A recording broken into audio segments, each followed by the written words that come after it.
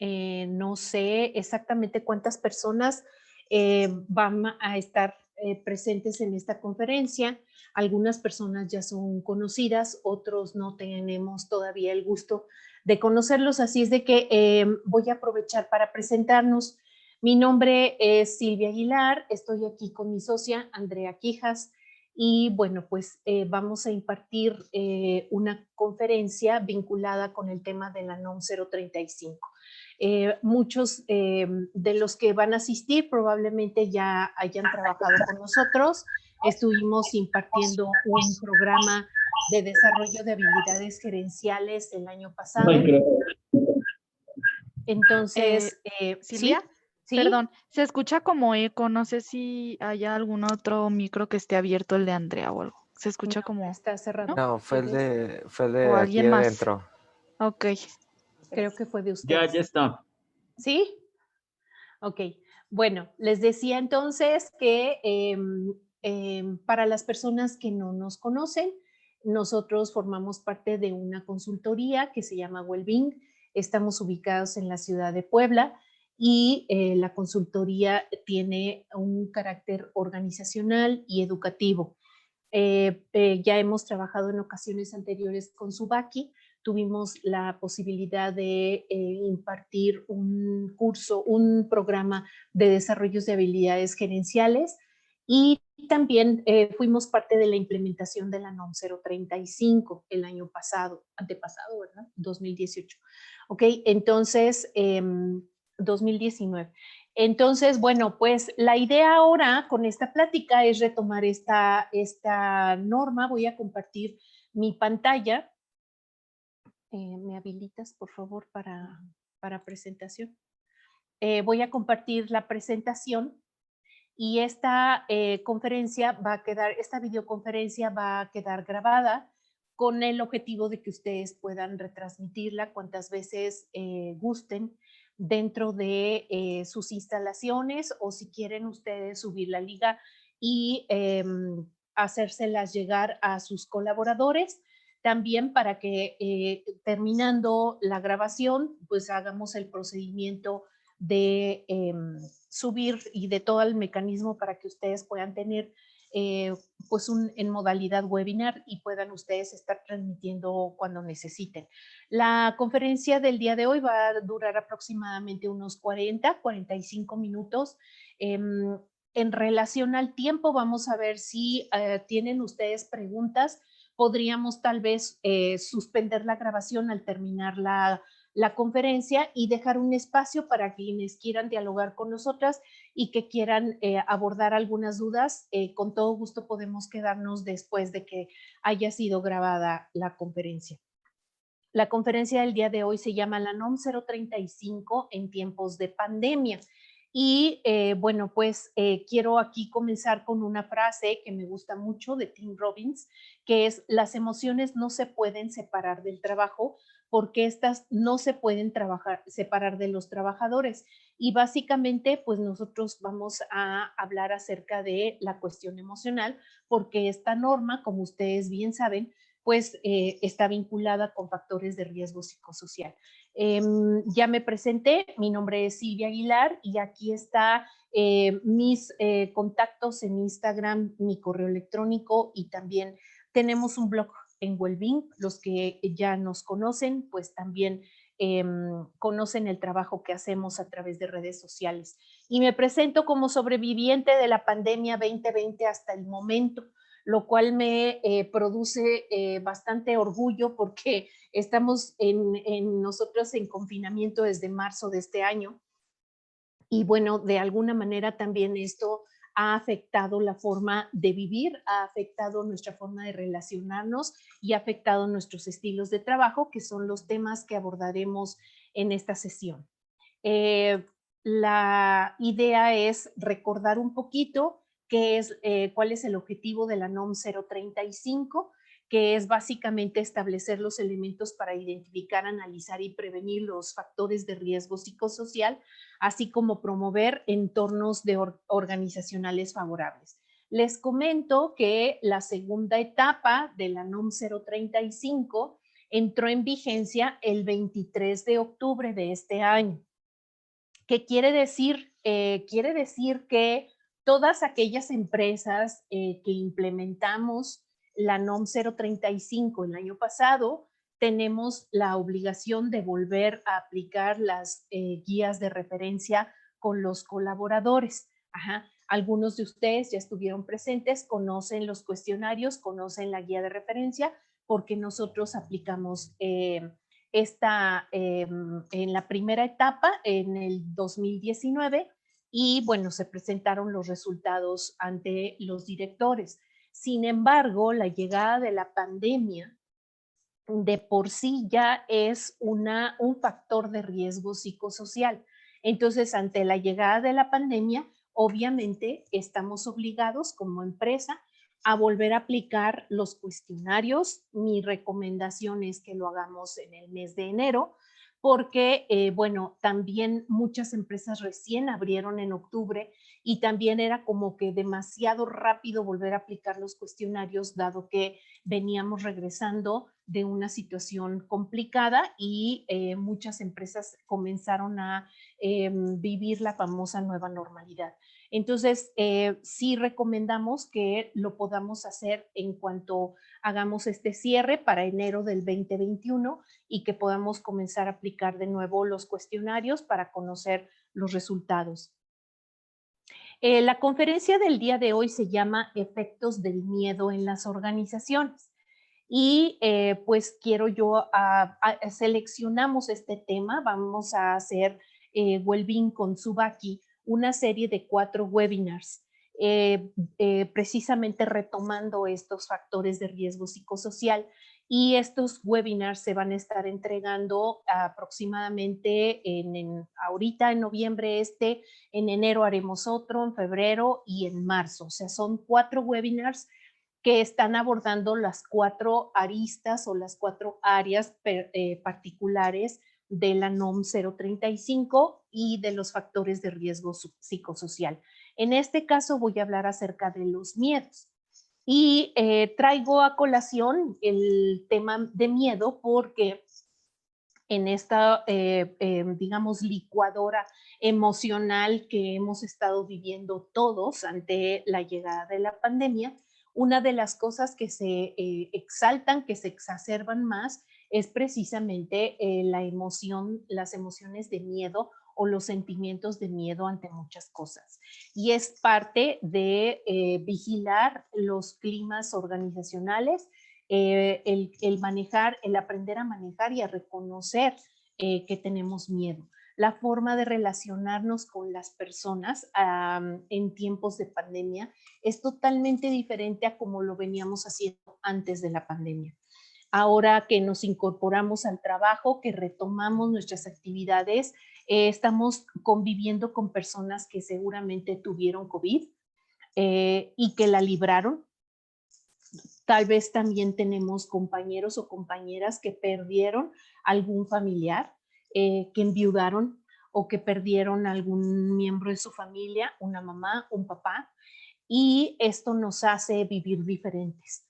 Las actividades se retoman de manera diferente. Nosotras, por ejemplo, aquí en la consultoría, que teníamos pues una fuerte orientación hacia la parte organizacional, hoy día la fortaleza de Wellbeing ha sido a través de las terapias individuales con personas que son resilientes o que sobrevivieron al COVID. ¿Y cuáles han sido los factores principales que hemos trabajado a nivel terapéutico? Precisamente el miedo. La mayoría de las personas que han sobrevivido al COVID y que vivieron esta experiencia muy de cerca con la muerte, al final cuando sanan, cuando sobreviven, lo que manejan más es factores de miedo y de ansiedad. Es un miedo a salir a la calle, miedo a convivir con otras personas por miedo a contagio, miedo al aislamiento, miedo al enfrentar la muerte en una soledad absoluta porque no puedes estar con tus familias. Entonces, el trabajo que hemos desarrollado ha sido precisamente cómo enfrentar esos miedos, cómo vencerlos y cómo tratar de seguir con una vida lo más natural y lo más normal posible. Entonces, hoy queremos hablar de esto porque a todos probablemente nos ha sucedido y como líderes o como compañeros de trabajo, pues debemos desarrollar esta información, tener esta información y desarrollar esta empatía para comprender que la forma de relacionarnos tiene que cambiar en todos los niveles, en los niveles organizacionales, en las escuelas, en la relación entre maestro y alumno, en la relación en mi familia o en la relación con mis vecinos y con mis compañeros, ¿no? El miedo ha dado forma a la conducta humana desde siempre y lo sigue haciendo en la actualidad y por supuesto lo hace inclusive en nuestro lugar de trabajo, ¿sí? ¿Qué haríamos o qué cosas haríamos si no sintiéramos miedo? Ajá. Si no sintiéramos miedo, seguramente podría yo hablar sobre los errores que yo cometo. Una de las cosas en las organizaciones y los miedos que sentimos es el cometer un error, por ejemplo. Entonces, tal vez si yo no sintiera miedo, podría hablar sobre los errores que cometo y reconocerlos sin culpar a otras personas, porque cuando cometemos errores es porque normalmente nos da miedo y culpamos a los demás para que no pues la tomen contra de mí. También si no sintiera miedo, tal vez tampoco tendría resistencia al cambio y podría yo fluir adecuadamente con lo que viene sin oponer esta resistencia. ¿Por qué? Porque cuando pongo resistencia al cambio, estoy en un terreno que no conozco y lo desconocido me da miedo. Entonces, sin sentir miedo, pues no tendría por qué atemorizarme una situación de cambio de ciudad o cambio de trabajo o cambio de casa o cambio de escuela, ¿no?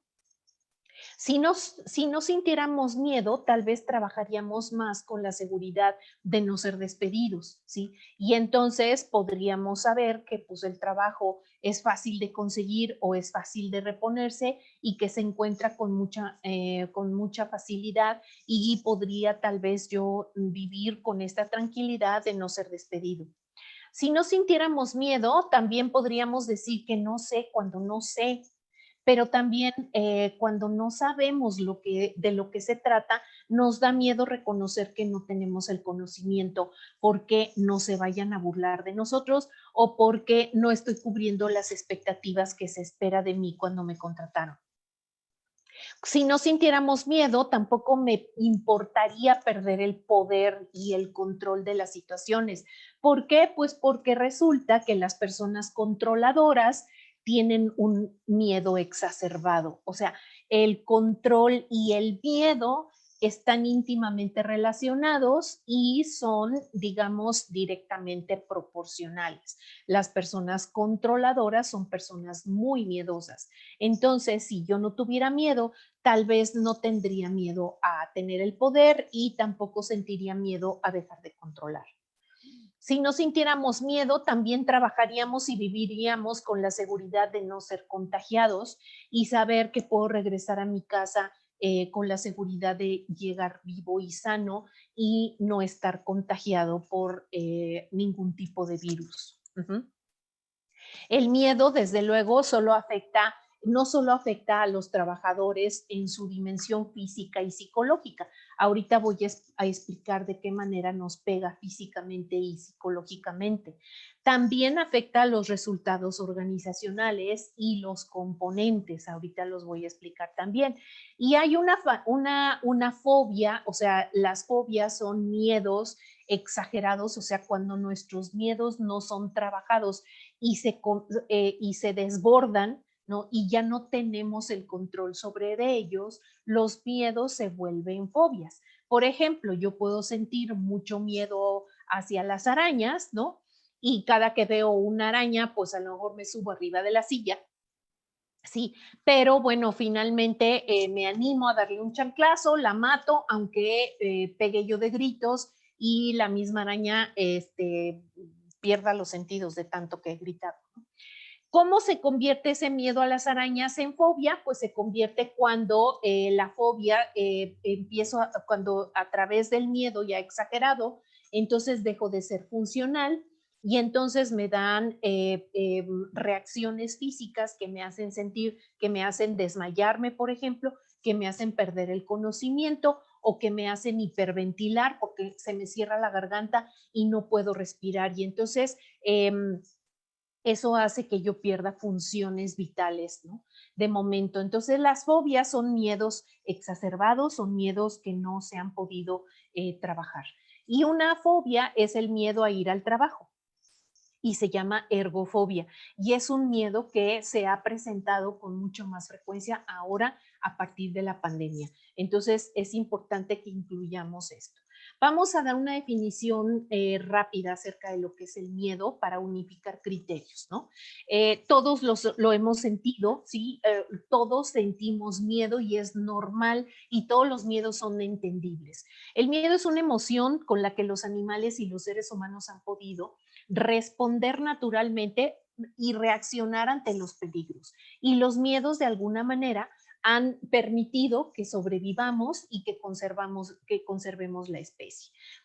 Muchas ocasiones las empresas se han preguntado si es importante erradicar el miedo, porque el miedo puede ser un factor positivo y puede ayudar con la motivación y puede impulsarnos a hacer cosas nuevas y diferentes. Entonces, también es cuestión de decir, bueno, a veces sentimos miedo y el miedo puede ser un motor para que hagamos cosas, siempre y cuando no nos paralicemos, ¿no? Y entonces en ese sentido sería negativo.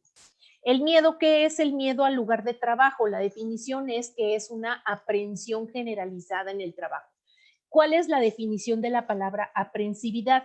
Una persona aprensiva es una persona angustiosa, es una persona que todo le afecta de una manera exagerada y que todo lo ve como demasiado oscuro, demasiado preocupón, demasiado y que obviamente eso le afecta físicamente.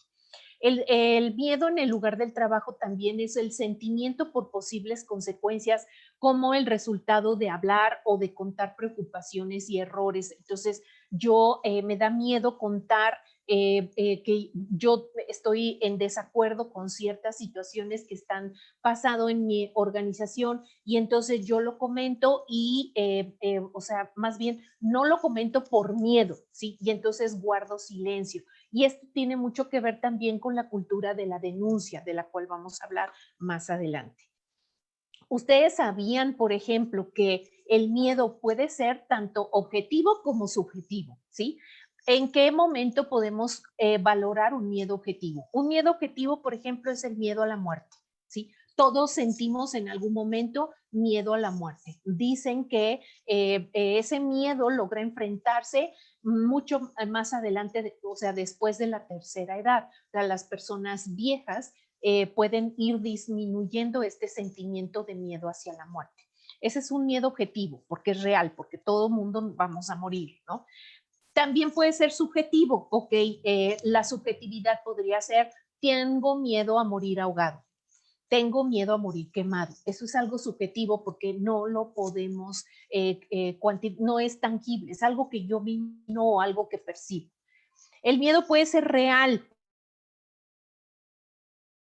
un miedo real, pues es el miedo al COVID. Tengo datos concretos que me dan información que me hacen que yo interpreto y que eso me da el sentir miedo. Por ejemplo, los datos acerca del número de muertos que hemos tenido en nuestro país, datos más reales, ¿no? Que los que nos informan oficialmente.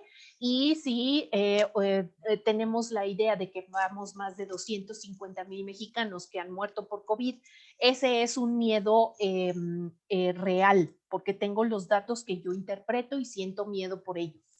Miedo imaginario es los datos que yo interpreto como no válidos y yo puedo tener un miedo imaginario y decir el gobierno nos está controlando, esto es para manipular, nosotros no tenemos absolutamente por qué hacer caso y esto es una teoría conspiracional, ¿no?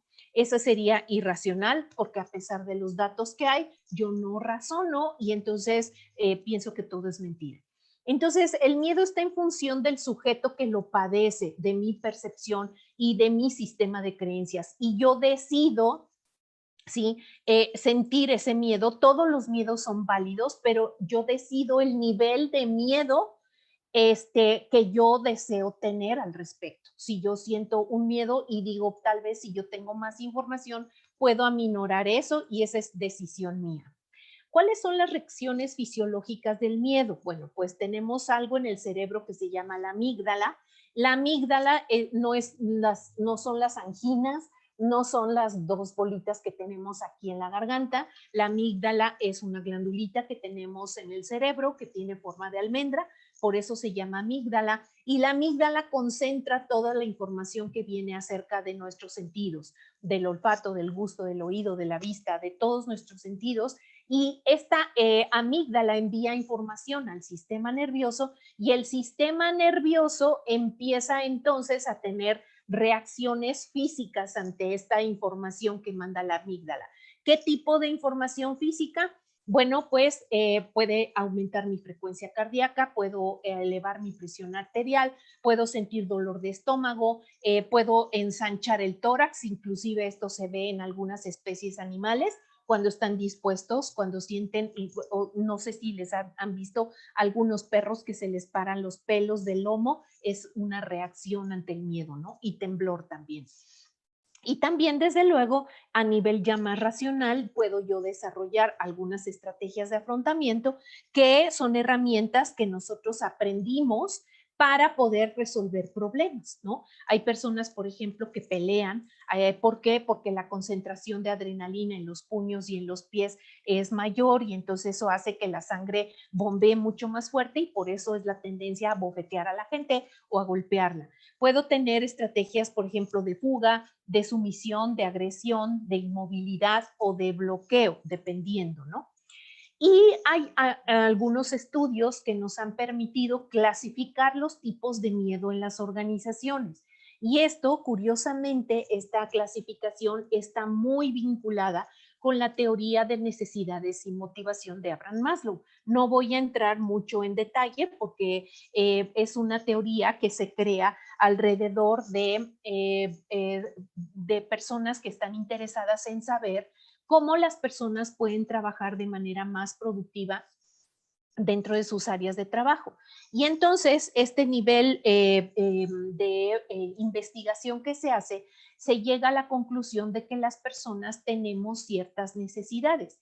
Y mientras las empresas y las organizaciones y nuestro lugar de trabajo nos pueda ayudar a satisfacer esas necesidades, entonces nosotros nos sentiremos mucho más motivados para producir mejor y para cuidar y para ser mejores y sentirnos en bienestar en nuestro lugar de trabajo.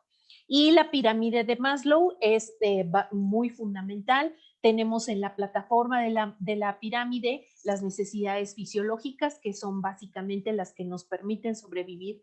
Luego siguen las necesidades de seguridad física, de empleo y de recursos, la necesidad de pertenencia o de afiliación, de tener amigos, de tener afecto, de conocer gente. Luego siguen las necesidades de reconocimiento, que es esta parte de a mí me gusta ser reconocido, me gusta que me den premios, me gusta que las personas sepan que he hecho un buen trabajo.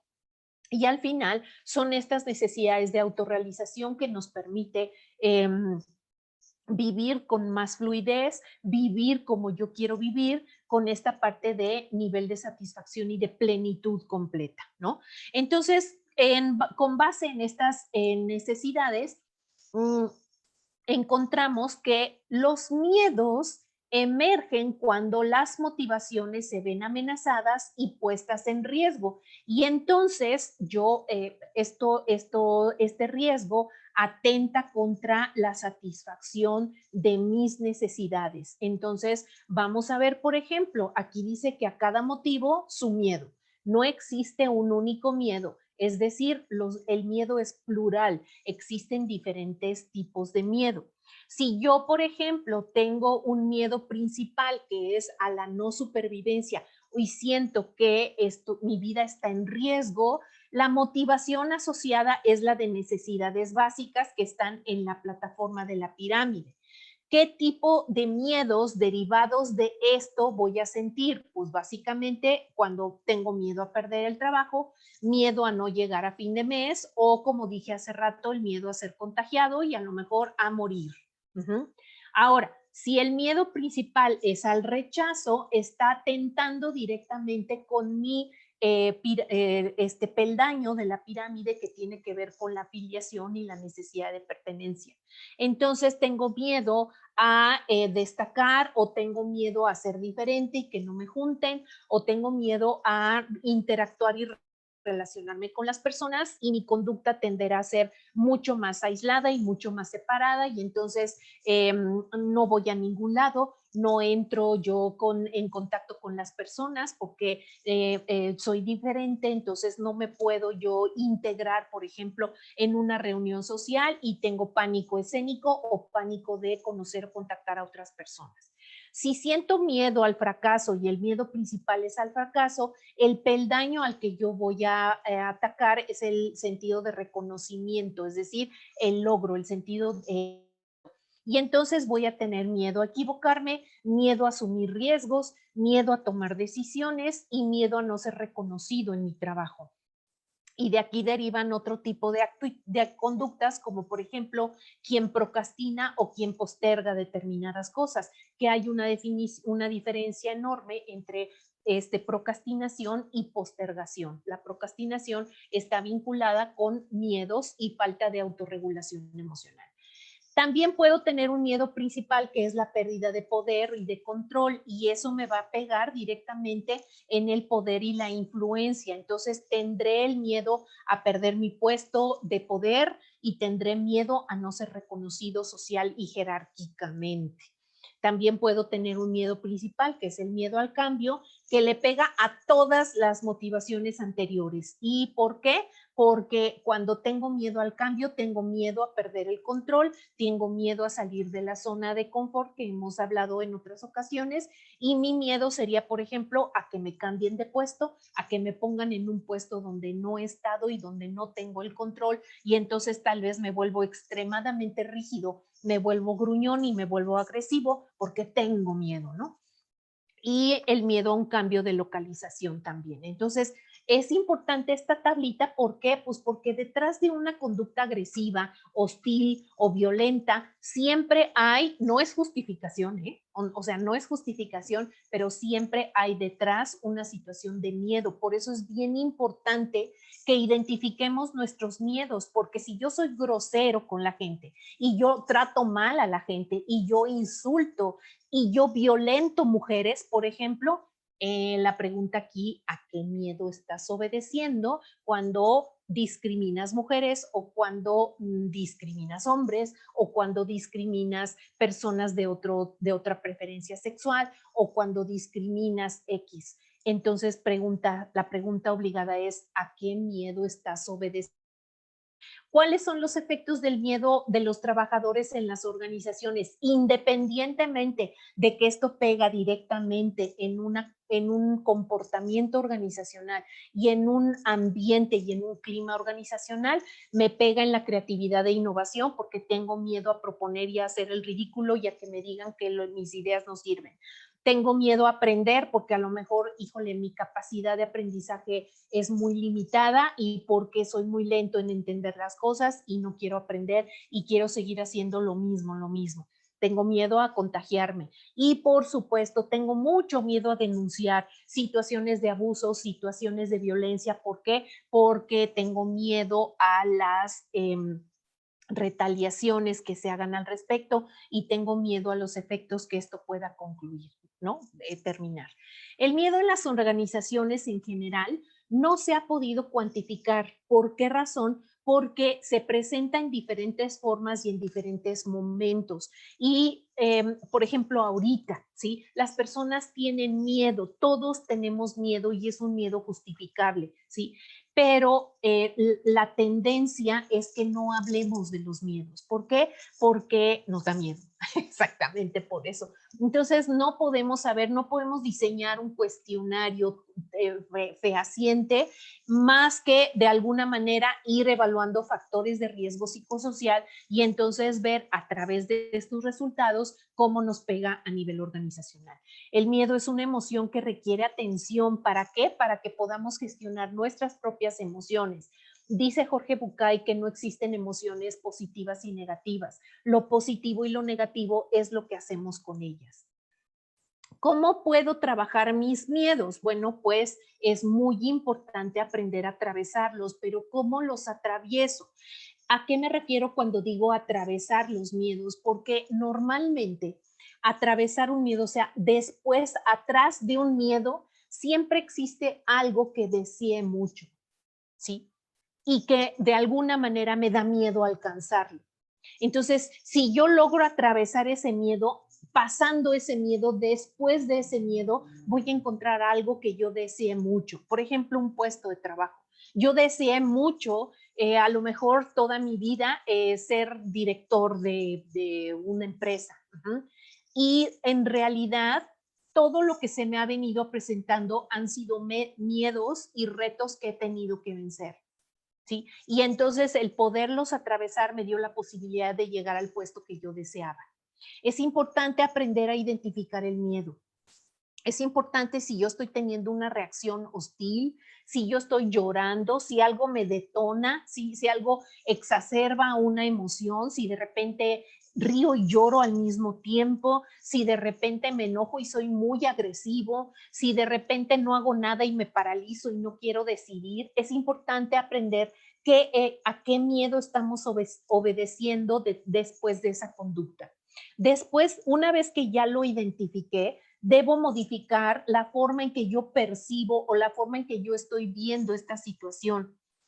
Y la información da poder y muchas veces tenemos miedo por ser ignorantes y por ignorar cosas que no sabemos, ¿de acuerdo?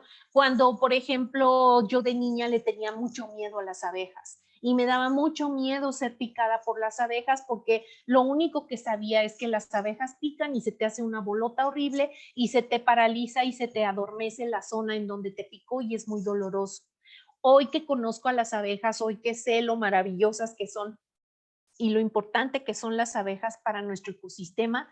Hoy respeto mucho a las abejas y cuando salgo y veo mis plantas que tienen abejas, me siento muy feliz de que me visiten y ya no les tengo miedo.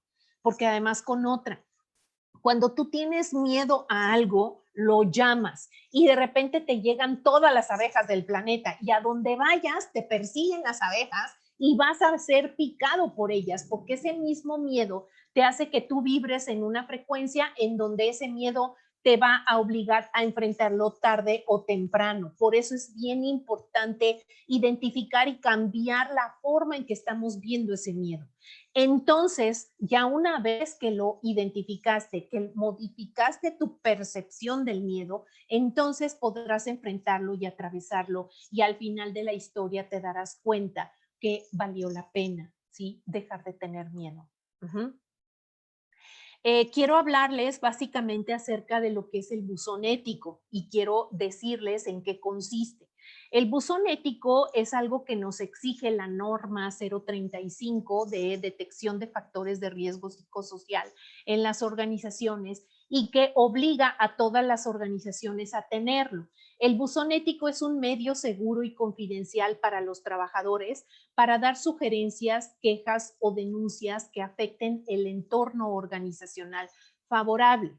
Subaki, en su compromiso con la calidad, en su compromiso con las personas que colaboran en la empresa, en su compromiso por cubrir todas las normas que exige la Secretaría del Trabajo y Previsión Social y mucho más allá, ha dispuesto en alianza junto con Wellbeing la creación de un buzón ético. Este buzón ético es un buzón en donde ustedes pueden denunciar cualquier acto que ustedes creen que dañe o perjudique la salud de su entorno organizacional. Tu denuncia será atendida con toda confidencialidad a través de un correo electrónico. La dirección de este correo es buzonetico.subaki@well-mediabing.com.mx. La espacio que genera el buzón ético es básicamente con el criterio de pensar que todos nosotros somos responsables de construir ambientes organizacionales sanos. No solamente es responsabilidad del director o del gerente o de mi supervisor. El ambiente organizacional sano lo construimos todos los días. Entonces, si soy, digamos, víctima de algún tipo de daño, de algún tipo de violencia verbal, de algún tipo de acoso, es importante que lo denunciemos y es importante que entendamos que esto es parte de la norma y que esto nos hace responsables de la salud de mi organización. Toda denuncia, aquí dejo una frase importante, dice Paulo Freire, un importantísimo educador, dice, no hay denuncia verdadera sin un compromiso de transformación. ¿Qué se hace después de una denuncia? Después de una denuncia se investiga y después de una denuncia se toman decisiones a través de un comité ético. Por eso se llama buzón ético. No se tomarán represalias absolutamente, no se, o sea, la intención no es tener represalias, la intención es resolver y mantener nuestro clima laboral porque todos tenemos derecho a vivir en bienestar. Y para cerrar nuestra conferencia, quiero leerles esta frase que me hace mucho pensar acerca de lo que hemos vivido en la pandemia. La frase dice, todo pasará y seremos más agradecidos, seremos más solidarios, seremos más empáticos, seremos más humildes, seremos más justos, seremos mejores personas y más humanos. Y entonces habremos aprendido. Vamos a suspender nuestra grabación.